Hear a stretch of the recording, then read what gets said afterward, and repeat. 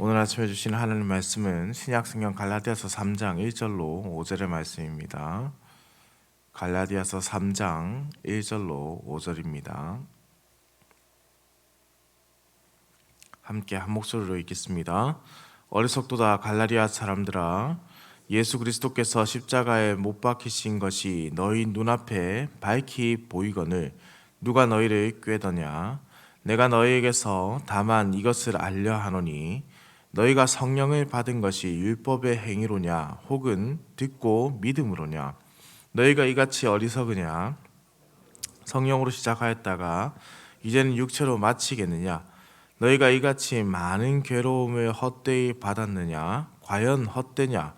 너희에게 성령을 주시고 너희 가운데서 능력을 행하시는 이의 일이 율법의 행위에서냐 혹은 듣고 믿음에서냐? 아멘. 오늘 본문 말씀은 사도 바울이 갈라디아 교회 교인들을 책망하는 장면을 담고 있습니다.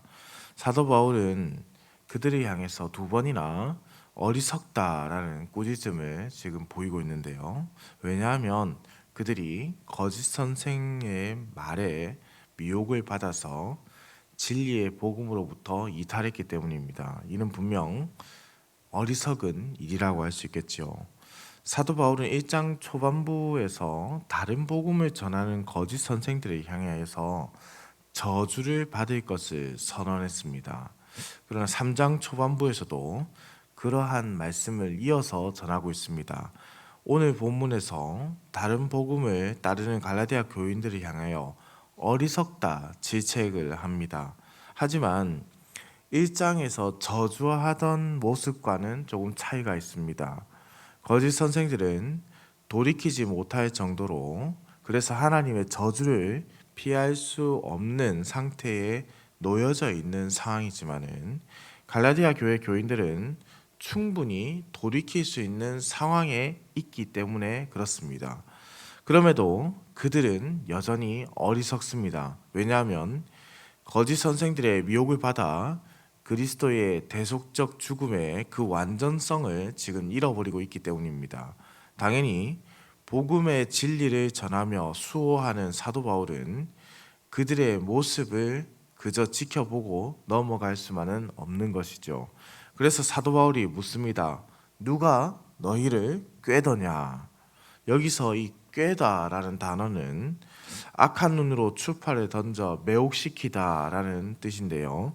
이 단어는 사실 고대 근동 지역에서 이교적인 마술을 사용할 때 사용하는 언어입니다. 주술사들이 사람의 정신을 혼미케 하는 것을 가리키는 것이죠. 그렇다면 사도 바울이 이 단어를 사용했다라는 것은 갈라디아 교회 안에 들어온 거짓 선생들이 사악한 어떤 무당의 모습이나 마녀들과 같이 사람의 정신을 빼앗아서 진리로부터 이탈하도록 했다고 만들었다고 여겼기 때문입니다. 그렇다면 거짓 선생 곧 이단들의 가르침은 사실상 주술사들이 말하는 그것과 같다라고 할 수도 있겠지요. 무당과 다를 바가 없는 극도로 경계해야 하는 자들, 바로 그들이 지금 이 율법주의자들이다라고 할 수 있습니다. 그들은 결국 하나님의 저주 아래 놓이게 되고 심판을 피할 수 없다라는 것을 앞에서 그래서 선언한 것입니다.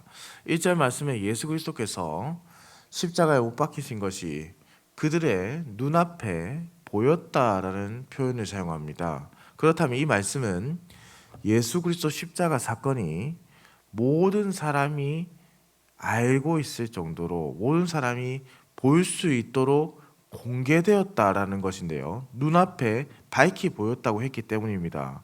사실 이 말씀은 그런데 이미 기록하다라는 뜻을 가지고 있는 단어를 사용합니다. 이미 기록하였다, 이미 기록했다. 그러니 이 말씀의 참 뜻은 무엇이겠습니까? 예수께서 십자가에서 못 박히신 것이 갈라디아서가 기록되기 이전부터 이미 문서의 형태로 보여졌다라는 것입니다. 예수님의 십자가의 사건이 그리스도를 믿는 사람들에게 이미 그들의 눈에 성경을 통해서 전해졌다라는 것이죠. 갈라디아 교회 교인들은 적어도 예수님이 십자가 못 박히신 일을 문서로 된 복음을 통해서 분명히 들었음을 알 수 있으며, 동일하게 사도 바울이 그들에게 이르렀을 때 사도 바울을 통하여서 그 복음의 정수를 생생하게 들었고 보았다라는 것입니다. 그럼에도 불구하고 누가 너희를 꾀더냐라고 물어보는 것은 그의 분노가 지금 그가 얼마나 정당한 화를 내고 있는지를 깨달을 수 있는 대목이라 할 수 있겠습니다. 사도 바울은 그래서 이 갈라디아 교회 교인들의 신앙 상태를 알고자 합니다. 내가 너에게서 다만 이것을 알려 한다. 체계적으로 너희가 지금 무엇을 알고 있는지, 무엇을 배워왔는지를 확인하려 하는 것이죠.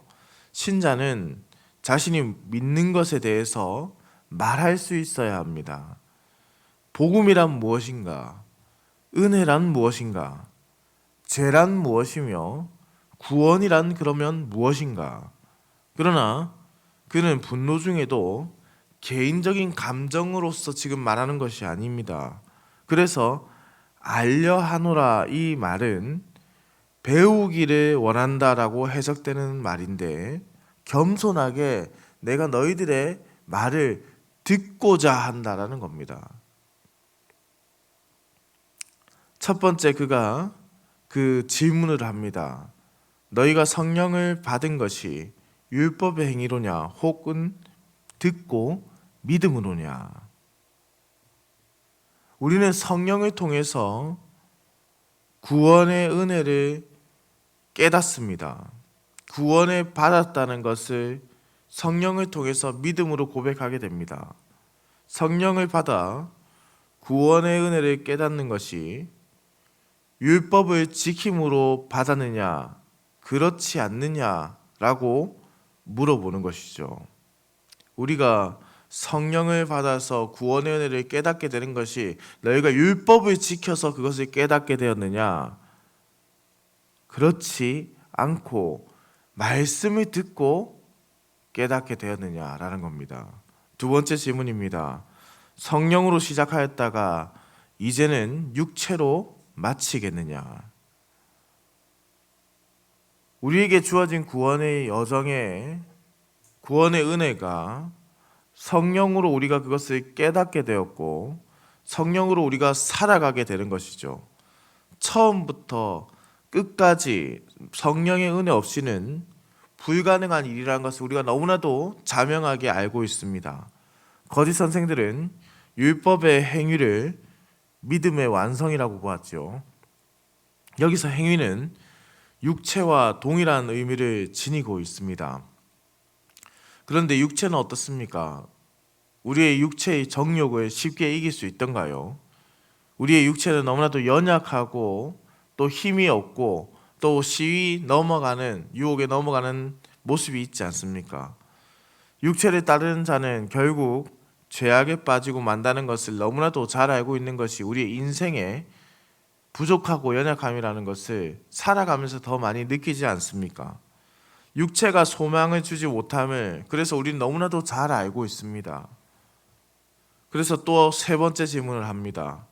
너희가 이같이 많은 괴로움을 헛되이 받았느냐?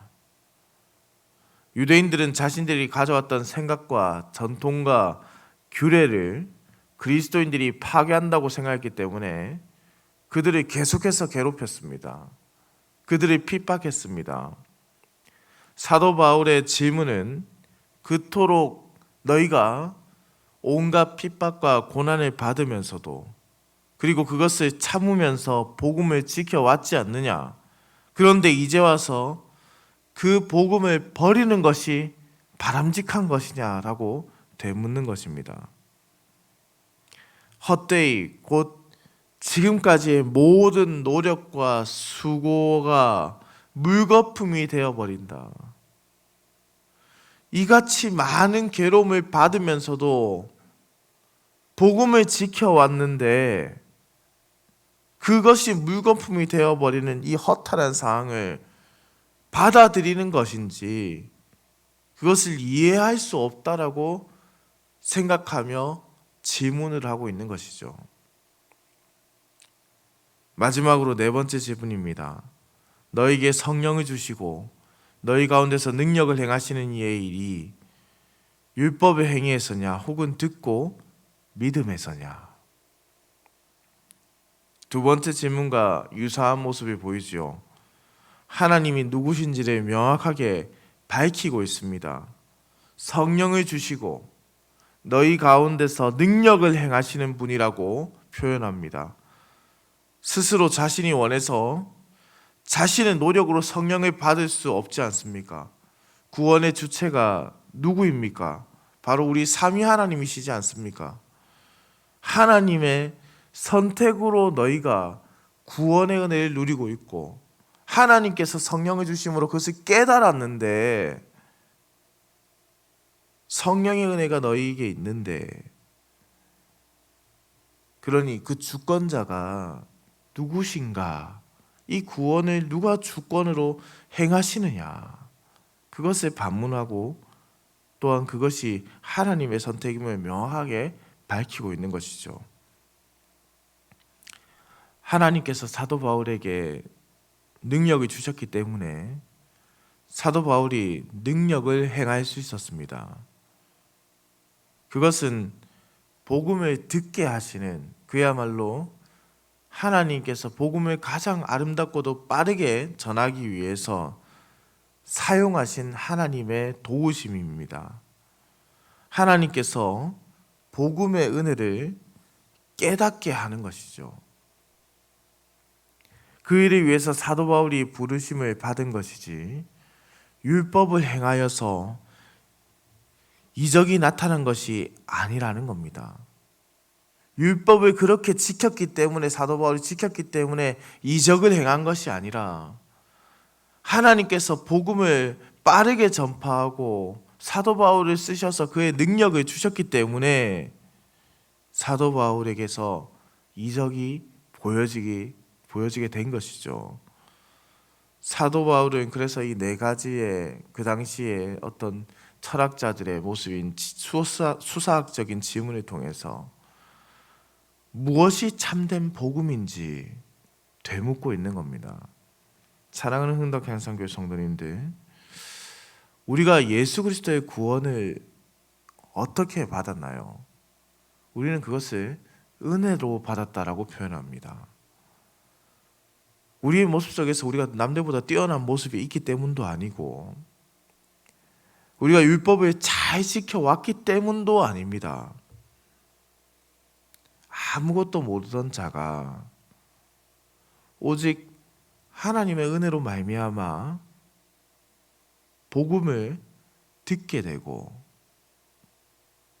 그 복음의 의미를 깨닫게 되고 그 복음을 우리가 믿음으로 고백하게 된 것은 성령의 역사로 말미암은 것이니 구원은 전적으로 삼위 하나님께서 시작하시고 완성하시는 일이라고 할 수 있습니다.